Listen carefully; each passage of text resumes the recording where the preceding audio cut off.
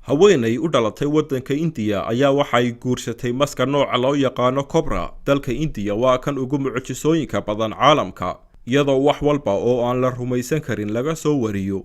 dhacdadan oo tusaale u ah in waddankaasi India yahay wadamada ugu mucjisooyinka badan caalamka, sida uu ku waramayo wargeyska Hindustan Times. haweenay 30 jir ah ayaa loo guuriyay mas Cobra ah, kaas oo la sheegay in ay jeclayd muddo 3 sano ah.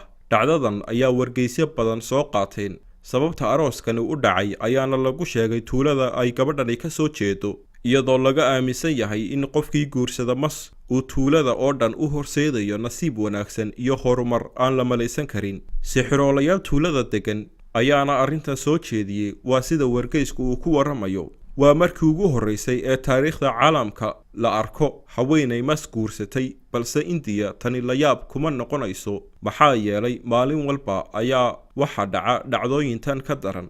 xafladda arooska ayaana sida la sheegay qaadatay muddo 1 saac ah, iyadoo ay ka soo qayb galeen dad gaadhaya 2,000 oo qof, kuwaas oo dhammaantood u yimiday in ay noqdaan dadka nasiibku saaciday.